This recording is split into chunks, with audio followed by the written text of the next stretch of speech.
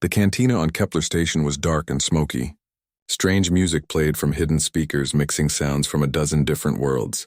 The air smelled of alien alcohol and fear sweat from too many species to count. In the back corner, where the lights barely reached, sat a creature that had seen too much war. Zixtal was a Vorthak, standing nearly 8 feet tall when he bothered to stand straight. His body looked like a cross between a mantis and a spider, covered in dark green chitin that showed scars from countless battles.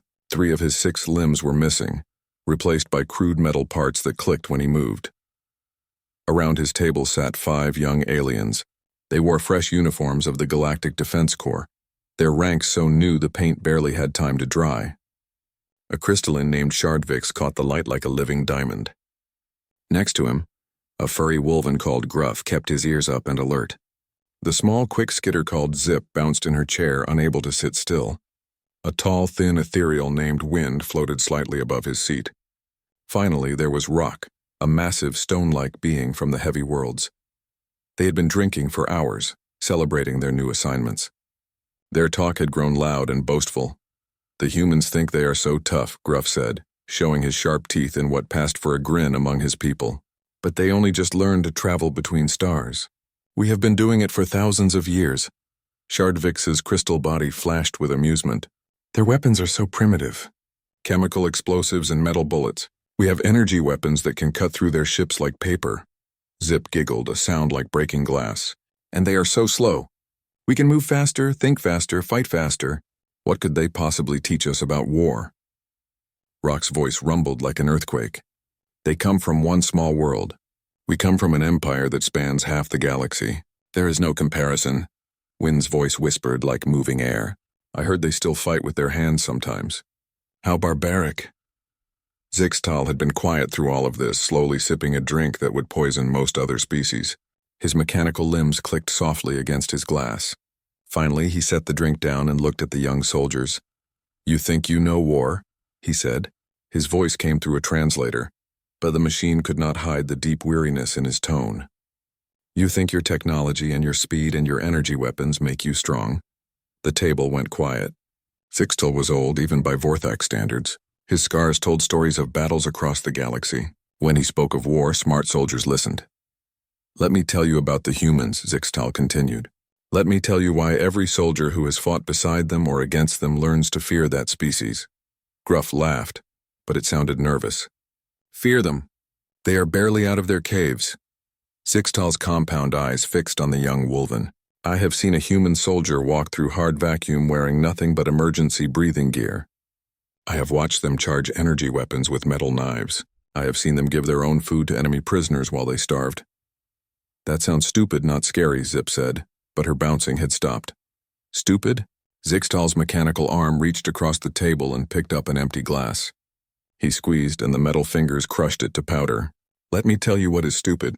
Stupid is thinking you understand an enemy, because you know their technology. Stupid is believing that faster ships or better weapons win wars." He leaned forward, his alien face coming into the light. The scars were worse than they had looked in the shadows. One side of his head was mostly metal, including one of his compound eyes. "Humans do not fight like us. They do not think like us. They do not value the same things we do, and that makes them the most dangerous species in the galaxy." Shardvik's crystal body had stopped flashing. "Dangerous how?" "They do not fear death the way we do," Zixtal said. "We fight to win. We fight for territory or resources or glory. Humans fight for ideas, for people they have never met, for futures they will never see." The old veteran picked up his drink again. His mechanical hand shook slightly. "I fought in the border wars. I was at the siege of Proxima Fortress. I saw what they did there." He paused, staring into his glass. "That was the first time I understood that humans were not like other species." Wind leaned forward, his ethereal form shifting with interest. "What happened at Proxima Fortress?" "It was supposed to be impossible to take," Zixtal said. "Built into an asteroid, shields that could stop any weapon we had, automated defenses that never missed. The mathematics said it would take years to reduce through siege." He took another drink. "The humans took it in 6 hours." The young soldiers looked at each other. Rock spoke first, his voice quiet for once. "How?" "That is what I am going to tell you," Zixtal said. "That and other stories. Stories that will help you understand what you are dealing with when you meet humans in battle. Gruff's ears had flattened against his head. Why are you telling us this? Zixtal's laugh was like grinding metal. Because some of you will serve with humans. Some of you might even fight against them. Either way, you need to know what they are capable of. He gestured with one of his real arms at the cantina around them. Look at this place. A neutral station on the edge of nowhere. 5 years ago, this sector was a war zone.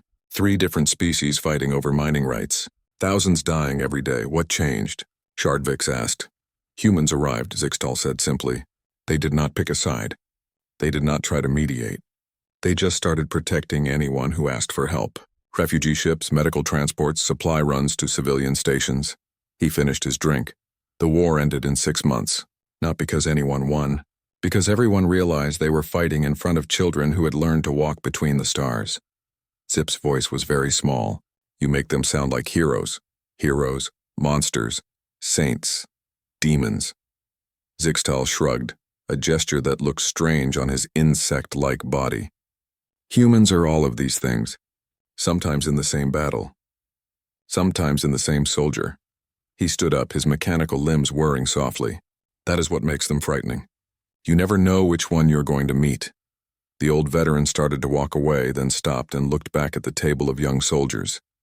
Let me give you some advice. If you ever find yourself fighting alongside humans, follow their lead. They know things about war that we are still learning.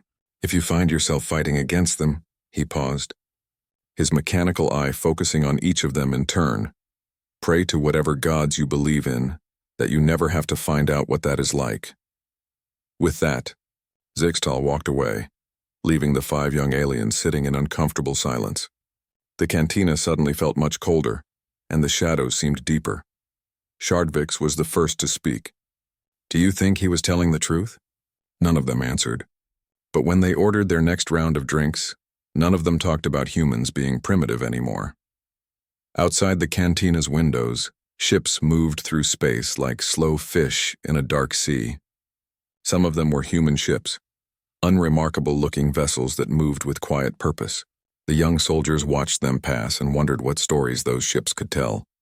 In the distance, barely visible against the stars, was a small blue world where a species called humanity had learned to reach for the sky. It looked peaceful from here, but then so had Proxima Fortress. The next day, the 5 young soldiers found themselves back at the same table in the cantina. They had not planned to meet there, but somehow they all ended up in the same place at the same time. None of them had slept well after hearing Zixtal's words. The old Vorthak was already there when they arrived, sitting in his corner like he had never left. His mechanical limbs clicked softly as he nursed another glass of his poisonous drink. Gruff was the first to approach. His ears were still flat against his head, a sign of nervousness among his people. You said you would tell us about Proxima Fortress. Zixtal looked up at them with his one good eye and one mechanical one. Sit down then. This is not a story you hear standing up. They arranged themselves around the table again. Shardvik's crystal body was dimmer today, and Zip had stopped bouncing entirely. Rock seemed smaller somehow despite his massive size. Wind floated closer to the table than before. Zixtal set down his glass and stared into the distance, as if he was seeing something far away in space and time. Proxima Fortress was the pride of the hegemony, he began. Built into a solid iron asteroid 30 kilometers across. The best shields money could buy, powered by fusion reactors deep in the core. Automated defense systems that could track and destroy 1,000 targets at once.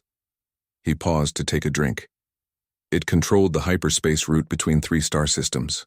As long as the hegemony held it, they could cut off supplies to half our territory. We had been trying to take it for 2 years, lost 60 ships and 30,000 soldiers. Zip's voice was quiet. What made it so hard to attack? Everything, Zixtal said. The shields could absorb the full firepower of a fleet. The defenses never got tired, never made mistakes.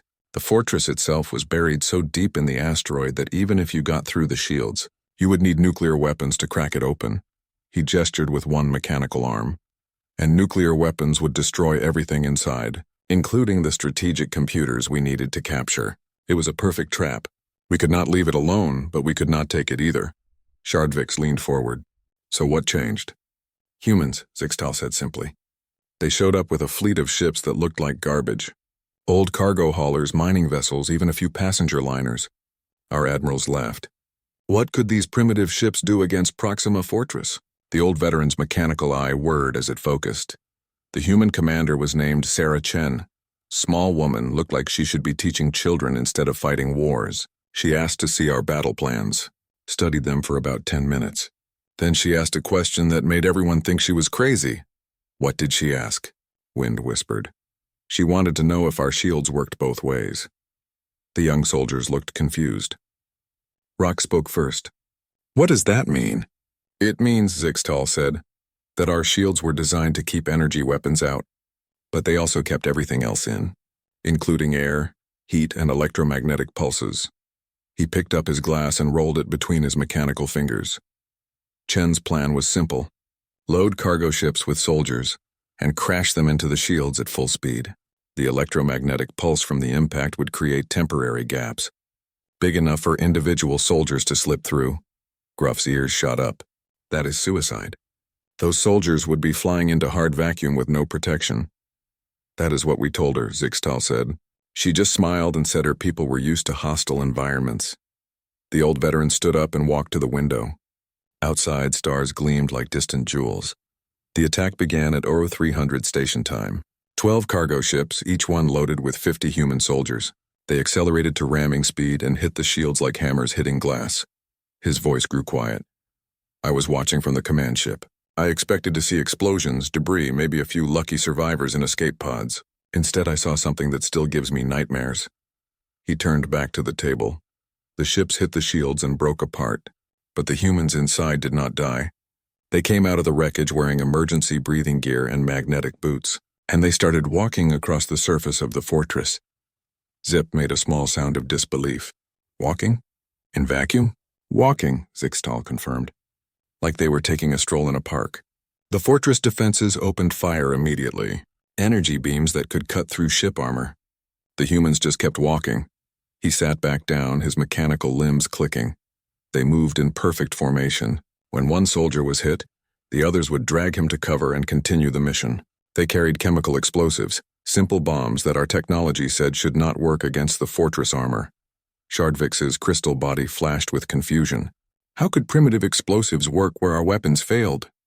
Because they were not trying to break through the armor, Zixtal said. They were targeting the weak points.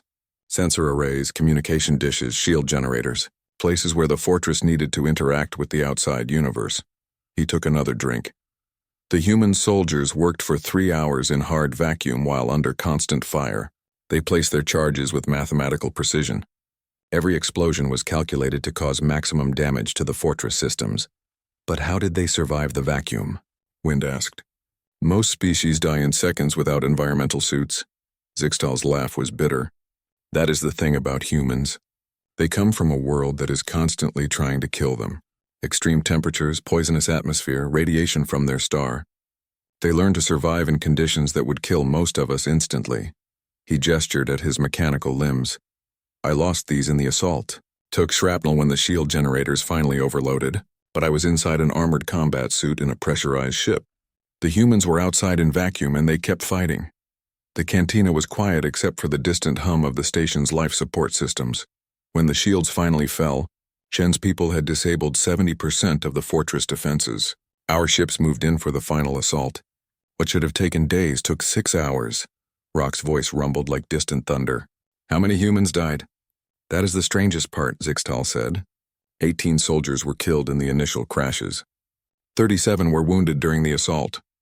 But most of them survived. They just adapted to fighting in vacuum like it was a minor inconvenience. He looked at each of the young soldiers in turn. After the battle, I asked Chen how her people could do such things. She looked at me like I had asked why water was wet. We do what needs to be done, she said. That is what humans do. Zip's voice was barely audible. That is impossible. I watched it happen, Zixtal said. I have the recordings if you want to see them. But I warn you, they are not easy to watch. Shardvix asked the question they were all thinking. What happened to Commander Chen? She survived the war, Zixtal said. Last I heard, she was running a refugee camp on the edge of hegemony space, protecting civilians from raiders and pirates. He finished his drink and set the glass down with a click. That is what you need to understand about humans. They do not fight for glory or conquest. They fight because someone needs to be protected, and they will walk through hell itself to do it. The old veteran stood up again. Tomorrow I will tell you about the Thresh labor camps, about what humans do when they find cruelty in the universe. His mechanical eye focused on them. That story is harder to hear than this one. As Zixtal walked away, the 5 young soldiers sat in silence. Outside the window, human ships continued their slow dance through space, carrying secrets and stories that the galaxy was only beginning to understand. Gruff spoke first, his voice uncertain. "Do you think we could do what those soldiers did?" None of them answered, but they all looked out at the stars and wondered what other impossible things humans might consider normal. In the distance, Proxima Fortress still orbited its star, now a peaceful research station, but sometimes when the light hit it just right, you could still see the scars where human soldiers had walked across its surface in the cold darkness of space. The third day found the young soldiers waiting in the cantina before Zixtal arrived. They had spent the previous night researching human military actions, trying to understand what they had heard. The more they learned, the more confused they became. When the old Vorthak finally appeared, he looked older than before. His mechanical limbs moved slower and his good eyes seemed dimmer. He settled into his chair with the careful movements of someone carrying too much weight. "You look tired," Shardvix observed, his crystal body pulsing with concern. "Some stories are harder to tell than others," Zixtal said. He ordered his usual drink but did not touch it when it arrived. "What I am about to tell you happened 6 months after Proxima Fortress. By then, word had spread about what humans could do in battle." He stared at his untouched glass. The Catherians were losing the war badly, so they decided to change the rules. Instead of fighting soldiers, they started targeting civilians. They built labor camps on occupied worlds, places where they could break the spirit of entire populations. Zip had started bouncing again, but it was nervous energy now, not excitement. "Labor camps? Prison planets," Zixtal explained. Entire worlds turned into factories and mines. Families separated. Children used as workers, medical experiments on different species. The Catherians thought if they made the cost of resistance too high, we would surrender. Wind's ethereal form shimmered with anger. That is against every law of war. Laws only matter if someone enforces them, Zixtal said bitterly. And the Catherians were very good at hiding their camps in systems we could not reach. He finally picked up his drink but only held it. Intelligence. Located a camp on Thresh Prime and met 1,000 prisoners from a dozen different species. The planet was heavily defended, surrounded by minefields and patrol ships. Our strategists said a rescue would be impossible. Gruff leaned forward. But the humans tried anyway. "The humans volunteered," Zixtal corrected. When the mission briefing was finished, every human in the room stepped forward. Not just soldiers. Engineers, medics, even cooks. Anyone who could help. He took a small sip of his drink. I was assigned as liaison to the human force. My job was to make sure they followed proper military procedure. I thought I understood what that meant. Rock's voice rumbled with curiosity. "What happened?" "Everything went wrong from the beginning," Zixtal said. The humans ignored the planned approach routes. Instead of attacking the strongest defenses, they targeted the weakest ones. Places where the guards were tired, where the sensors had blind spots. He set down his glass. But that was not the strange part. The strange part was what they carried with them. Weapons, Zip asked. Food, Zixtal said. Medical supplies. Clean water. Blankets. Every human soldier was carrying enough supplies to support 10 people for a week. Their packs were so heavy they could barely move. Shardvik's crystal body flashed with confusion. That makes no military sense. Extra weight slows you down, makes you vulnerable. That is what I told their commander, a man named Rodriguez, Zixtal said. He looked at me like I was speaking a foreign language. We are not here to fight a war, he said. We are here to save people. The old veteran's mechanical eye whirred as it focused on each of them. The assault began at dawn. The humans moved like ghosts through the perimeter defenses. They disabled alarm systems, neutralized guard posts, opened gates that had been locked for years. In 3 hours, they had complete control of the camp. He paused, lost in memory. I expected them to secure the area, establish a perimeter, begin processing prisoners for evacuation, standard military procedure. Instead, they did something that made my brain hurt. What? Wind whispered. They started giving away their own supplies, Zixtal said. Food from their own packs, water from their own canteens. A human medic gave his environmental suit to a crystalline prisoner who could not survive in the planet's atmosphere. He laughed, but there was no humor in it. I watched a human soldier take off his own boots and give them to a child from the cold worlds. This soldier then walked barefoot across ground that was freezing his feet with every step. Zip stopped bouncing entirely. That is insane. That is what I thought, Zixtal said. I confronted Rodriguez about it. Your soldiers are giving away equipment they need to survive, I told him. This is tactically stupid. The old veteran picked up his glass again but did not drink. Rodriguez looked at me with these calm human eyes and said, "What good is our survival if we let others die when we could save them?" Shardvik's crystal body had gone completely dim. I do not understand. Neither did I, Zixtal said. Every species I knew fought for advantage. For territory, for resources, for survival. But these humans were giving away their advantages to help their enemies. He took a long drink. Because that is what the prisoners were, technically. Enemies. Citizens of planets that had fought against human colonies. People who had never shown humans any kindness. Gruff's ears were flat against his head again. And the humans saved them anyway? Saved them? Zixtal's laugh was sharp. They adopted them.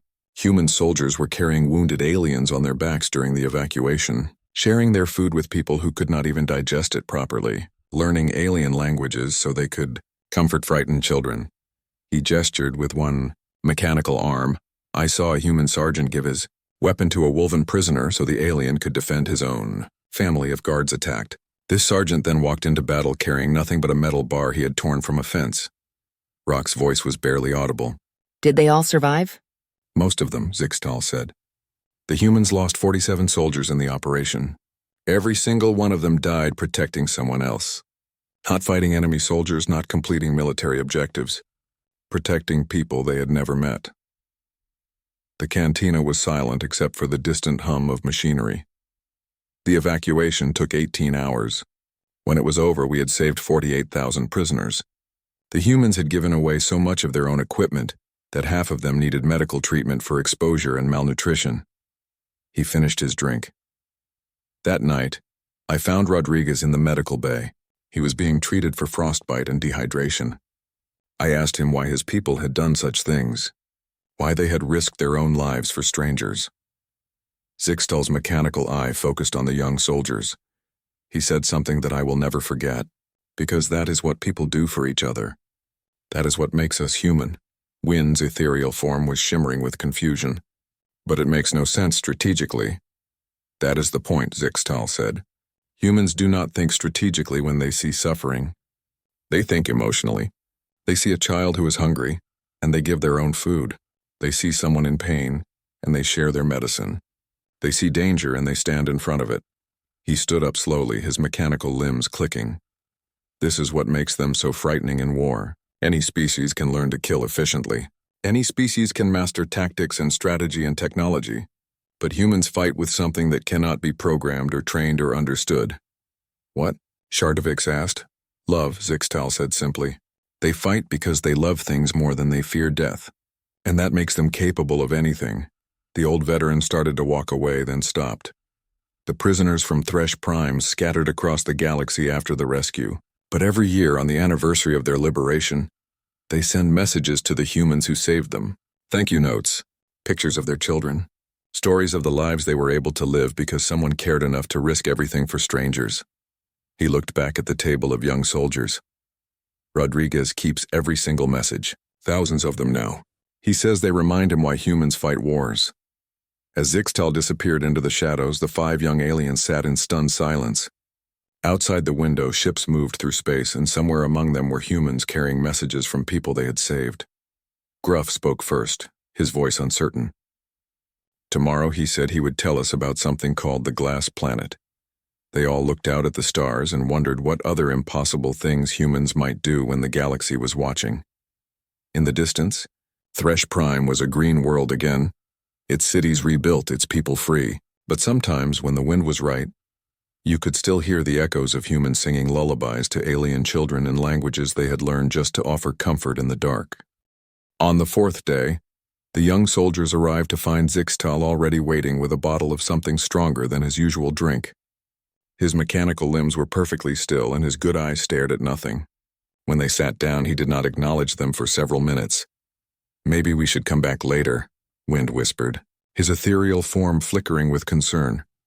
"No," Zixtal said without looking at them. "Today I tell you about Kepler 442b, about the day humans killed a world to save its people."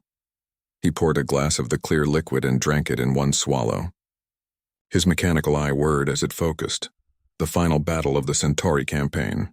The enemy had retreated to their last stronghold, a planet they had spent 50 years turning into a fortress. Every city was a military base. Every civilian was a soldier or support staff. 20 billion people dedicated to war. Shardvix's crystal body pulsed nervously. "How do you attack something like that?" "You do not," Zixtal said. The mathematics were clear. It would take a century to reduce through conventional siege, maybe longer, and the enemy knew it. They planned to hold that world forever and rebuild their fleet. He poured another glass but did not drink it. Our commanders were discussing options. Blockade the planet and wait for them to surrender. Send in infiltration teams to disrupt their operations. Build larger fleets and accept massive casualties. Gruff leaned forward. "What did the humans suggest?" Zixtal's laugh was like broken glass. "Planetary annihilation. Complete destruction of the world's surface using antimatter charges placed in the planet's core." The table went silent. Rock was the first to speak, his voice like grinding stone. "That is genocide." "That is what we told them," Zixtal said. The human admiral, a woman named Zhang, listened to our protests patiently. Then she showed us something that made us all sick. He finally drank the second glass. A complete evacuation plan. Every civilian transport in human space, plus ships borrowed from allied species. Temporary habitats built in neighboring systems. Medical facilities, food distribution centers, housing for 20 billion people from dozens of different species. Zip had started bouncing, but it was frantic now. "You cannot evacuate an entire planet." Zhang said they could do it in 36 hours, Zixtal said. "The time it would take for the antimatter charges to destabilize the planet's core after detonation." His mechanical eye focused on each of them. I thought she was insane. I told her so. She asked me a simple question that changed everything. "What question?" Wind asked. "She asked me how many people I was willing to let die to preserve one world," Zixtal said, "because that is what we were talking about. The enemy would never surrender. They would fight until every last person was dead. Military and civilian alike." He gestured with one mechanical arm. Zhang's plan would save 19 billion civilians and eliminate a threat that could restart the war, but it required destroying their home forever. Shardvix's crystal body had gone completely dark. "That is an impossible choice." "That is what humans do," Zixtal said. "They make impossible choices and live with the consequences." He stood up and walked to the window. Outside, stars glittered like scattered diamonds. The operation began at dawn on the third day of the siege. Human engineers had spent 48 hours calculating precise placement for the antimatter charges. Not just to destroy the planet, but to do it in a way that maximized evacuation time. His voice grew quiet.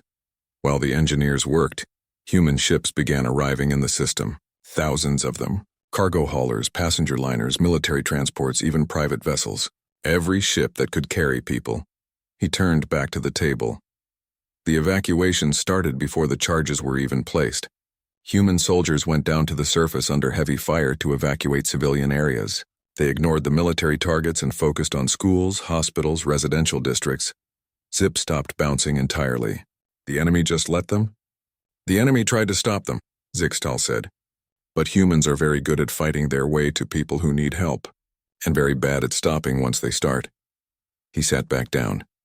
I was assigned to monitor the evacuation from the command ship. I watched human soldiers carry wounded enemies to safety. I saw them give their own oxygen to alien children who could not breathe the planet's atmosphere. His mechanical fingers clicked against the table. A human medic named Park spent 6 hours in a bombed hospital, delivering babies while artillery shells fell around her. When I asked her why she did not evacuate to safety, she looked at me like I was insane. "What did she say?" Rock asked. "She said the babies did not care about the war. They just wanted to be born." Zixtal poured another glass. "Park delivered 14 babies that day. All of them lived. He drank slowly this time. The charges were placed after 18 hours. Deep in the planet's core, timed to detonate in 36 hours. That gave the evacuation teams exactly enough time to finish their work. Wynn's form shimmered with anxiety. Did they succeed? They saved 48,627 people in the last hour, Zixtal said. The evacuation ships were so overloaded that some humans gave up their own seats and stayed behind to help with the final transports. His good eye focused on something far away. I was on the last ship to leave orbit. As we pulled away, I could see the planet beginning to glow from inside. The antimatter was starting its work. He was quiet for a long moment. Zhang stood on the bridge watching her home screen, monitoring refugee camps in 3 different systems, making sure every evacuated person had food, shelter, medical care. She organized the destruction of a world and the salvation of its people with the same calm efficiency. Gruff's ears were flat against his head. What happened to the planet? Kepler 442b is glass now, Zixtal said simply. A smooth sphere of melted rock orbiting its star. Beautiful in a terrible way. You can see it from orbit around the new refugee worlds. He gestured toward the window. But its people live. 19 billion? 400 million? 300,000 souls. They live on 17 different worlds now, integrated into new societies, building new lives. Shardvix's crystal body pulsed weakly. How many humans died in the evacuation? 847, Zixtal said. Every single one of them died protecting someone else. Loading evacuation ships, defending transport routes, staying behind to help others escape. He finished his drink. After the operation, I asked Zhang how she could make such a choice, how she could order the destruction of an entire world. The old veteran looked at each of the young soldiers. She said something that still keeps me awake at night.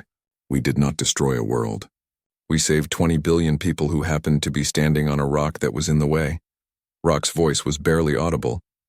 That is the most terrifying thing I have ever heard. Is it? Zixtal asked. Or is it the most hopeful? Humans looked at an impossible situation and found a way to save everyone. The cost was enormous, but the alternative was worse. He stood up again. The refugees from Kepler 442b have built new cities, new cultures, new ways of life. Their children grow up on green worlds under different stars, but they remember where they came from, and they remember who saved them. The old veteran started to walk away, then paused. Zhang retired after the war. She lives on New Kepler now, a colony world built specifically for the refugees. She tends a garden and teaches human children about the stars. He looked back at them one last time.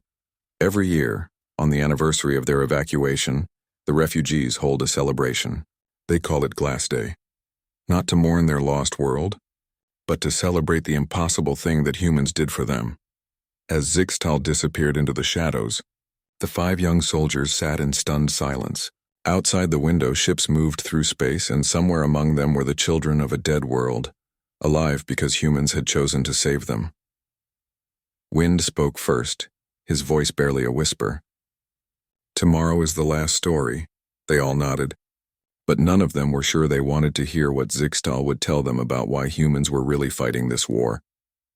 In the distance, a small fleet of human ships moved with quiet purpose toward the edge of known space, carrying supplies to refugee colonies and messages from families scattered across the stars. And if you knew where to look, you could see the faint glimmer of Kepler 442b, a glass monument to the day humans learned to kill worlds in order to save the people who lived on them. On the 5th day, Zixtal was not in the cantina when the young soldiers arrived. They waited for an hour, then 2, growing more nervous as time passed. Finally, Shardvix went to ask the bartender if anyone had seen the old Vorthak. He is on the observation deck, the bartender said, his tentacles gesturing toward the upper levels of the station. Been there since dawn, just staring at the stars. They found him on the highest deck of Kepler Station, standing before a massive window that showed the galaxy in all its glory. His mechanical limbs were perfectly still, and his good eye reflected the light of distant suns. We thought you had changed your mind about the last story, Gruff said, his ears up but uncertain. No, Zixtal said without turning around. I was just trying to find the right words. This story is different from the others. The young soldiers arranged themselves in a semicircle behind him, all of them looking out at the same stars. The other stories were about what humans do in war. Zixtal continued. This story is about why they fight wars at all. He finally turned to face them, his mechanical eye whirring softly. 3 months after the glass planet, the war ended. Not because anyone surrendered, but because everyone got tired of fighting. The galaxy was exhausted, broken, bleeding from 100 wounds. Zip had stopped bouncing completely. What happened then? Peace negotiations, Zixtal said. Representatives from every species, every faction, every government. Months of arguing about territories and reparations and justice. He gestured at the stars beyond the window. The humans sent one representative, a young woman named Williams. She listened to all the arguments, all the demands, all the threats. Then she stood up and asked a question that changed everything. What question? Wind whispered. She asked why we were still talking about the war instead of talking about the peace, Zixtal said. She wanted to know what we were going to do with all the orphans and refugees and broken worlds. Rock's voice rumbled with confusion. That was not her responsibility. That is what we told her, Zixtal said. Williams looked around the room at all of us. Representatives of species that had been fighting for decades, and she said something that made my brain hurt. He sat down on a bench facing the window. She said humans did not see enemies and allies. They saw neighbors, and neighbors help each other. Shardovix's crystal body pulsed weakly. I do not understand. Neither did we, Zixtal said. Williams explained that humans looked at our galaxy and saw a community. Different species, different worlds, different cultures, but all part of the same neighborhood. He laughed, but it was not bitter this time. She started talking about joint colonies for war refugees, medical exchanges between species with different biologies, educational programs so our children could learn each other's languages and customs. Gruff's ears twitched. What did the other representatives say? They said she was naive, Zixtal said. They said peace was about preventing war, not about building friendships. Williams listened patiently. Then she showed us something that made everyone in the room go quiet. He reached into a pocket with one mechanical arm and pulled out a small device, a communication pad. She activated it, and suddenly we were looking at live feeds from across the galaxy, human ships delivering supplies to former enemy worlds, human doctors treating alien diseases, human engineers rebuilding infrastructure on planets that had been battlefields. The old veteran held up the device so they could see the dark screen. While we had been arguing about peace treaties, humans had been making peace happen. One person, one family, one world at a time. Wynn's ethereal form shimmered with amazement.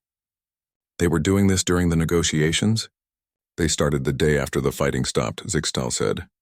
Without orders, without treaties, without anyone asking them to. Human soldiers who had been fighting for their lives were suddenly flying medical supplies to enemy hospitals. He put the device away. Williams told us that humans had a saying. The best way to make peace is to act like it already exists. So that is what they did. Rock leaned forward. What happened next? The negotiations changed, Zixtal said. Instead of arguing about who owed what to whom, we started talking about how to coordinate relief efforts. Instead of drawing new borders, we started planning refugee resettlement programs. He stood up and walked closer to the window. Williams had maps, detailed plans for turning war-torn systems into thriving communities. She had already talked to human colonies about accepting refugees. She had medical research programs ready to share with alien scientists. She had trade agreements that would benefit everyone. Zip bounced once, then stopped herself. She planned all of this during the war. Humans were planning the peace before the war even ended, Zixtal said. They were studying our cultures, learning our languages, figuring out how to help us rebuild. While we were fighting, they were preparing to be neighbors. His mechanical eye focused on each of them. That is when I finally understood what makes humans so frightening. It is not their weapons or their tactics or their willingness to die for strangers. What is it? Shardovix asked. Hope, Zixtal said simply. Humans look at the worst situations and see possibilities for something better. They see enemies and imagine friends. They see ruins and picture new cities. He turned back to the window. After the treaties were signed, I was assigned to monitor human activities in the former war zones. I expected to see military occupations, resource extraction, the usual things victorious species do. Gruff leaned forward. What did you see instead? Schools, Zixtal said. Hospitals, farms, humans building infrastructure for species that had been trying to kill them months before. Human children playing with alien children. learning games from cultures across the galaxy. He was quiet for a moment. I watched a human teacher named Martina spend 2 years learning crystalline mathematics so she could teach refugee children in their own conceptual framework. She studied for hours every night after teaching human children all day. Shardvix's crystal body began to glow softly. Why would she do that? Because the crystalline children were struggling with human math concepts, Zixtal said.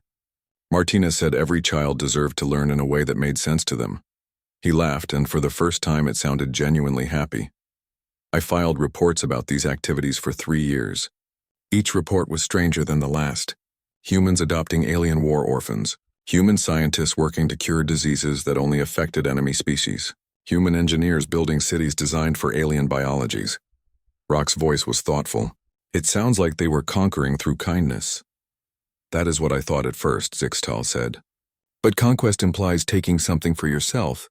Humans were giving things away. Knowledge, resources, time, energy.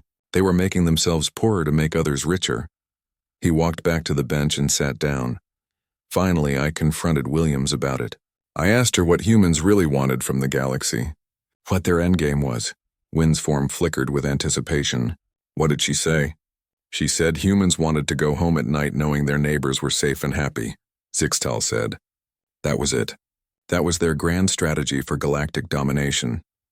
The observation deck was quiet, except for the distant hum of the station's life support. I have been watching humans for 5 years now, Zixtal continued. I have seen them fight impossible battles and win. I have seen them sacrifice everything for strangers.